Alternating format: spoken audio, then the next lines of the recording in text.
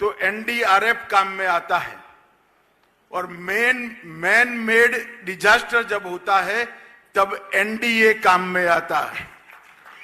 ఎప్పుడైనా సరే ప్రకృతికి సంబంధించినటువంటి ప్రమాదం వాటిల్లినప్పుడు ఎన్డీఆర్ఎఫ్ ముందొచ్చి వారి సేవలను అందిస్తారు. కానీ మనుషుల మాధ్యమంగా వచ్చినటువంటి ప్రమాదాలు ఏవైతే ఉంటాయో వాటిని ఆదుకోవడానికి ఎన్డీఏ ముందుకు వస్తుందని చెప్పి మీకు తెలియజేస్తున్నాను.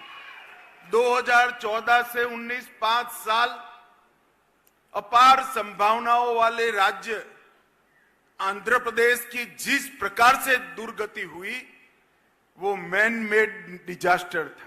2019 సంవత్సరం నుండి 5 సంవత్సరాల పాటు ఏదైతే అమితమైనటువంటి సామర్థ్యం ఉన్నటువంటి ఆంధ్ర రాష్ట్రాన్ని ఏ విధంగా ధ్వంసం చేశారో మనందరికీ తెలియనటువంటి విషయం కాదు. అది మనుషుల చేత వచ్చినటువంటి ప్రమాదంగా మనం అందరం కూడా గమనించాలి. और मैं आज आंध्र प्रदेश की जनता को विश्वास दिलाना चाहता हूं कि आपके 5 साल जो व्यर्थ गए हैं इसकी चिंता मत करना. 3 गुना स्पीड से चंद्रबाबू जी और मोदी जी की जोड़ी आंध्र प्रदेश का विकास करेगी. ఈ రోజు మనం గడిచిన 5 సంవత్సరాల కాలం ఏదైతే మనం కోల్పోయామో, అన్ని అవసరాలు ఉన్నా కూడా మనం కోల్పోయామో, దాని గురించి మీరెవరూ చింతించవలసినటువంటి అవసరం లేదు. ఇవాళ నరేంద్ర మోడీ గారు మరియు చంద్రబాబు నాయుడు గారి నాయకత్వంలో, నేతృత్వంలో మూడింతల ప్రగతి మనం ఖచ్చితంగా ఆంధ్ర రాష్ట్రంలో సాధించగలం. एक और चंद्रबाबू जी एडमिनिस्ट्रेटिवली, फाइनेंशियली और डेवलपमेंट के रोड मैप की दृष्टि से आंध्र को दिन दूनी रात चौगुनी स्पीड से सेट करते जा रहे हैं. और दूसरी ओर 6 माह में नरेंद्र मोदी जी ने 3 लाख करोड़ से ज्यादा का इन्वेस्टमेंट और मदद आंध्र प्रदेश के लिए भेजी है. అటు పరిపాలన దక్షత, అదే విధంగా ఆర్థిక పరంగా కూడా ఆంధ్ర రాష్ట్రాన్ని ముందుకు తీసుకువెళ్లేటువంటి సామర్థ్యం ఉన్నటువంటి ముఖ్యమంత్రి చంద్రబాబు నాయుడు గారు ఇక్కడ ఉన్నారు. వారు రేయింబవళ్ళు కూడా ఏ విధంగా ఆంధ్ర రాష్ట్రాన్ని గాడిలో పెట్టాలి అనేటువంటి అంశం మీద వారు దృష్టి కేంద్రీకరించడం జరిగింది. రెండో వైపును చూసినట్లయితే దేశ ప్రధాని అయినటువంటి నరేంద్ర మోడీ గారు ఈ 6 నెలల కాలంలోనే అధికారంలోకి వచ్చి 6 నెలలే అయింది.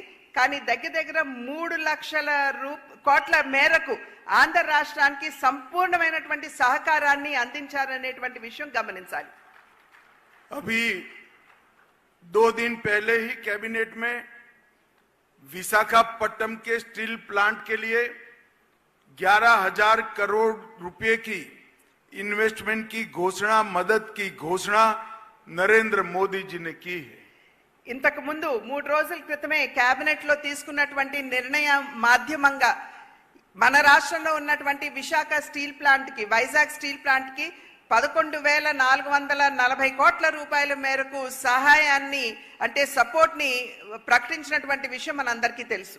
इसमें 11,000 करोड़ रुपए से ज्यादा महत्वपूर्ण ये है कि आंध्र का गौरव ऐसा विशाखापट्टनम स्टील प्लांट अब लंबे समय तक चलने वाला है, वो सुनिश्चित हो गया है. ఇక్కడ 11,000 కోట్ల రూపాయలు అనేది ప్రధానం కాదు.